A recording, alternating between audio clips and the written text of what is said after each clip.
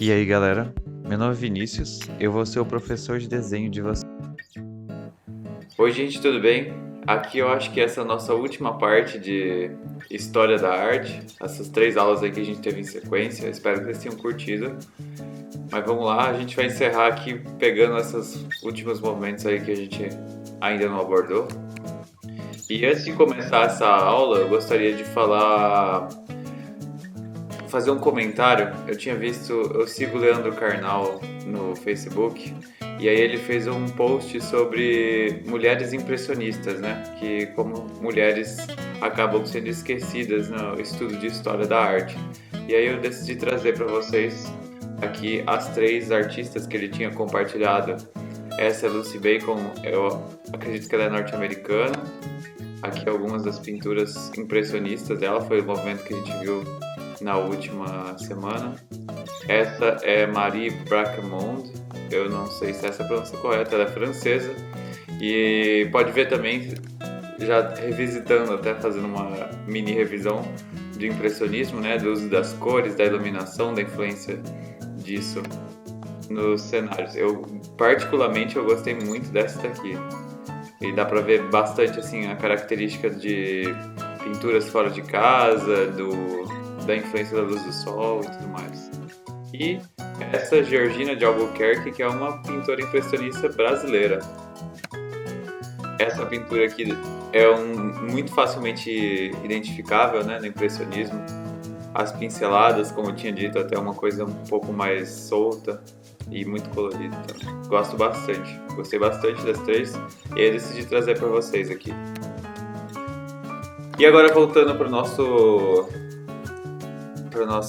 continuidade aqui dos movimentos, eu não sei se eu deixei isso muito bem entendível, mas o modernismo ele gerou várias vanguardas, né? O fauvismo, o cubismo, o surrealismo e tudo mais.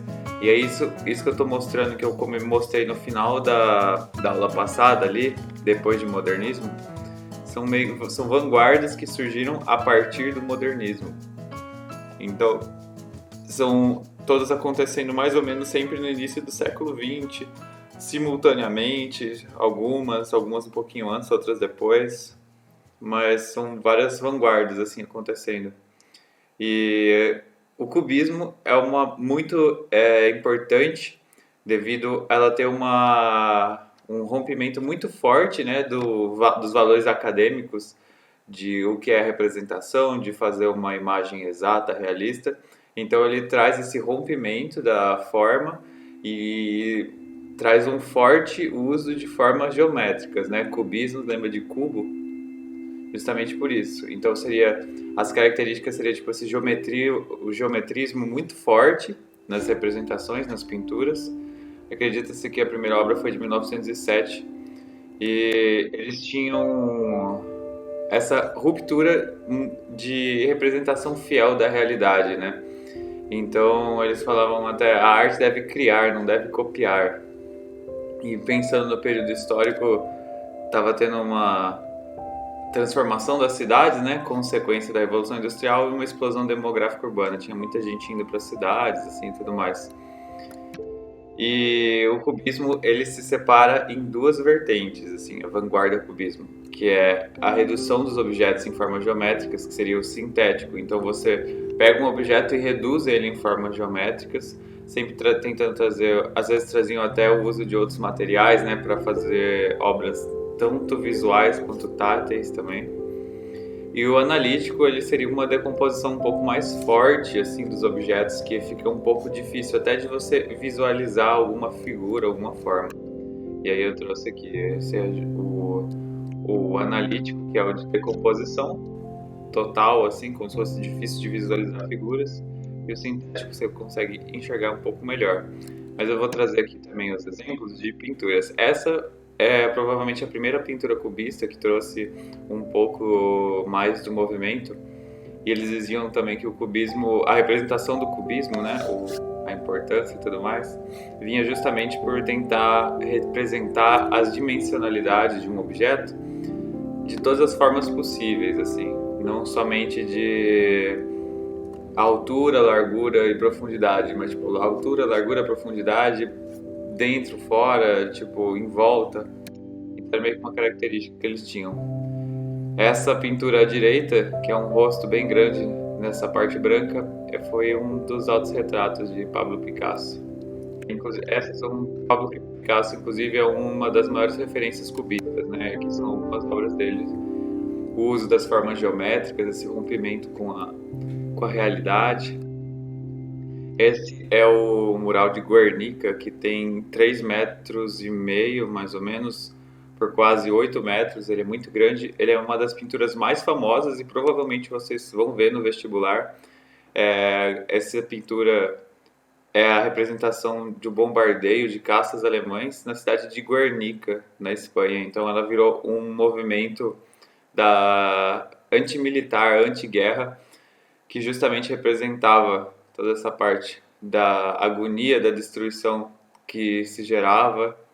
É uma pintura muito interessante, pode ser um bom estudo, inclusive, para vocês aprenderem um pouco mais sobre o cubismo, mas eu acho que essa é provavelmente a obra mais famosa do cubismo, junto com a primeira do Pablo Picasso que eu mostrei para vocês. Tarsila do Amaral, ela foi uma pintura modernista, né? Ela foi influenciada pelo cubismo. Ela é brasileira, inclusive, e pode ver também aqui muito forte o uso das formas geométricas nas representações. É um pouco diferente, justamente por ser um outro local, um outro contexto histórico. Mas também é muito interessante assim o trabalho. Está aqui representando, inclusive, a parte da explosão demográfica que eu tinha comentado, né? O crescimento urbano, o aumento das cidades e tudo mais. O nome dessa pintura eu acho que é São Paulo, inclusive. Depois disso vem o futurismo, né? O futurismo já tem alguns nomes que a gente já relaciona, né? Fala, futuro. No caso, era justamente uma exaltação da tecnologia, porque eles viam isso como a próxima forma de evolução, ou a velocidade, o futuro, que seria o que viria a partir da evolução humana. Eles sempre tentam representar bastante movimento nas pinturas deles, e o problema foi que eles tinham um nacionalismo agressivo atrelado ao manifesto futurista, né? E aí muitos dos seus integrantes acabaram apoiando o regime fascista de Mussolini. Então eles tinham o contrário do que o quadro de Guernica tinha. Eles tinham entusiasmo com a guerra. Eles tentavam justificar, inclusive, ações violentas e militarismo. E as características da pintura seria justamente isso. Eles tinham um certo uso mais na publicidade, sempre a representação de velocidade e dinamismo, desmaterialização de objetos, né? Então eles tinham uma coisa se você representar o movimento, às vezes uma repetição, assim, padrões e tudo mais. E era uma ruptura do que estava estabelecido como arte também. Todas essas vanguardas acabaram vindo com essa ideia de trazer algo novo, assim. E aí todas elas foram variações que aconteciam mais ou menos simultaneamente. Essa aqui mostra bem, do Giacomo Balla, mostra bem o que eu tinha dito sobre a representação do movimento, né? No caso, pode ver a sobreposição de imagens, tanto do rabinho do cachorro, a cabeça se mexendo, as patinhas, a pessoa que está andando com o cachorro, e é justamente isso, são repetições que acabam até desfigurando um pouco, assim.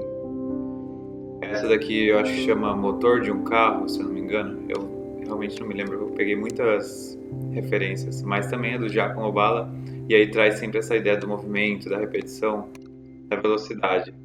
E essa é do Fortunato Depero, espero que seja assim a pronúncia. Traz um pouco da ideia da urbanização também, mas vê também uma influência até um pouquinho cubista nas pinturas, de uso das formas geométricas. E essa aqui eu acho que é a maior representação de movimento assim, que pode se trazer, né? A exaltação da tecnologia, da evolução. Esse foi o futurismo. Depois vem o abstracionismo, né? E seria justamente o uso da arte abstrata. Esses que são bons desses nomes é que eles já meio que se encaminham para a resposta, né? Seria uma representação não figurativa das coisas. Pensa no que vocês têm em repertório aí, o que vocês acham que é arte abstrata, né? É algo mais próximo disso. A vanguarda ela não falava sobre o uso de figuras para representar o mundo. Então, às vezes a representação era vista de cores, formas e uma coisa não figurativa. Se você, por exemplo, vai desenhar aqui, você tem a figura de uma moto. Você vê uma figura de um homem, uma pessoa sentada em cima de uma moto e andando. E o abstracionismo ele nega isso, ele não quer a representação figurativa, então ele quer um valor muito mais subjetivo na arte. E aí o abstracionismo também se divide em duas vertentes, vindo do expressivo, que é o mais intuitivo, uma parte muito mais interna dos sentimentos, a parte da intuição, e o geométrico, que vai muito mais para a racionalidade, a reflexão intelectual e uso de formas geométricas, no caso. E aqui eu trouxe o Kandinsky, como acho que provavelmente um dos maiores nomes aí do abstracionismo. Ele tinha essa característica de não uso da forma figurativa, como a gente tinha dito na característica do movimento. Ele é uma referência muito grande, assim, ele sempre traz uso, às vezes, de umas formas geométricas. E essa foi a primeira pintura abstrata que ele fez, é uma aquarela, e não tem título até essa. E aqui Lygia Clark, uma pintora, ela tinha muito mais obras de instalação e de perfume, de coisas materiais, né? Mas eu consegui achar alguns que fossem. Esse aqui tem muito mais um apelo muito mais geométrico do que o Kandinsky, né? Ver também essas representações. Esse tem um leve, muito leve figurinismo, né? De ter algo de figurativo, mas ele também é muito abstrato. Esse da azul chama Descendo as Escadas e o outro chama O Violonista, se eu não me engano. E Pierre Mondrian, que é um nome muito famoso do abstracionismo geométrico, sempre trouxe muitos estudos de cores, de quadrados e exatidão e o geométrico perfeito, assim, sabe? Mas ele também tinha outras pinturas que iam um pouco... Essas foram pinturas dele anteriores a esses quadrados geométricos, mas essa também é uma pintura dele um pouco abstracionista também, que tem essa parte de representar uma árvore. Depois disso não, né? Durante isso tem o dadaísmo, e o dadaísmo é um movimento que vem com uma parte muito mais nonsense, né? Eles vinham muito mais a parte do ilógico e racional. Eles meio que estavam tentando tirar a concepção do que é arte, do que deve ser considerado arte. Eles falam destruição também é arte. Dadaísmo vem do nome Dada, que significa cavalo de madeira em francês. Então é um movimento que é muito, que eles até diziam às vezes assim, é um movimento anti-arte, como se fosse. Surgiu durante a Primeira Guerra Mundial. E ele sempre tinha essa característica do destrutivo, e eles tinham uma aversão à guerra, e era uma coisa bem caótica, né? O ilógico e o irracional. No dadaísmo você encontra muito mais performances e coisas do tipo do que de fato pinturas, assim, sabe? E esse aqui foi desse artista Man Ray, que ele tem muito mais essa parte de fotografia dele. Eu não encontrei muitas pinturas dadaístas, porque eu acho que o dadaísmo teve um destaque muito maior pelas performances, instalações e fotografia, assim. E o Duchamp, ele tem algumas pinturas. O nome dessa pintura aí que vocês estão vendo chama Nu Descendo as Escadas. Você vê também essa parte de desfiguração completa, assim. Seria a representação de todos os ângulos das coisas, como se um pouco de influência do cubismo, talvez. E é sempre são formas se repetindo, se sobrepondo. E ele ficou muito mais famoso por essa instalação artística, que chama A Fonte. Ele pegou um mictório e assinou. E foi isso. E, por fim, o surrealismo. É um movimento muito bacana, eu gosto bastante desse. Aconteceu no século XX e eu acho que o jeito mais prático e rápido de se representar o surrealismo seria tipo uma pintura dos sonhos, do onírico, né? Que seria alguma coisa muito mais interna, o uso do inconsciente. Então ele também tinha essa reação do racionalismo, que era tudo uma coisa muito mais realista de como representar a realidade. Eles tinham uma coisa do tipo, não, eu quero representar muito mais o subjetivo, né? Então essas eram características, era o surreal, o pensamento livre, alguma coisa como se fosse uma realidade paralela. E aí, esse contexto histórico, inclusive, eles chamavam de Anos Loucos, porque era uma parte que tinha uma paz instável que estava acontecendo entre ou durante guerras, então foi um período histórico meio complicado. E aí eles tinham uma forte valorização do inconsciente, então era tipo do imaginário, o absurdo. E eles, devido a esse contexto histórico, eles tinham um desejo de viver mais o presente. Isso tem uma grande característica de pintura metafísica. E aqui trazendo os exemplos, eu gosto bastante desse movimento, pessoalmente falando. E aqui provavelmente também vocês podem ver essa pintura, é do Magritte, René Magritte. Pode ver, é sempre essa representação do inconsciente, algo como se fosse um sonho mesmo. Eu acho que realidade paralela é uma das melhores definições assim do rolê. À esquerda aqui, essas duas pessoas com um saco na cabeça, chama Os Amantes. Ele sempre tinha essa parte de representação de formas, de uma forma muito interna, né? Ali pode ver da esquerda a cartola com os pombos virando uma gaiola, o rosto feminino saindo das nuvens, sobrepondo o rosto masculino, objetos voando na frente dos rostos. Gosto bastante, assim. É um pintor que eu admiro muito. Então, essa parte de sonho, do surreal e do absurdo são as características do surrealismo. Essa aqui também é muito famosa, talvez vocês tenham ela em vestibular. E outro nome muito forte do surrealismo foi o próprio Salvador Dalí. Essa pintura eu lembro de ter visto na minha primeira série, então provavelmente vocês vão ver em outros lugares. E, tipo, vestibular, chances boas disso cair também. Essa também, as pinturas dele tinham uma característica muito, muito forte, assim, do sonho. E aqui dá até para ver um estudo de semiótica que a gente tinha falado no semestre passado, da lei da pregnância, né? Do que é visto primeiro, o que é visto depois. São objetos se sobrepondo de uma forma que você consegue construir uma nova imagem. Ele sempre tinha muito essa coisa do absurdo, elefantes com pernas super altas e finas.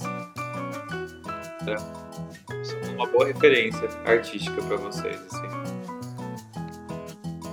Essa pintura dele, inclusive, foi recuperada recentemente, que ela estava desaparecida.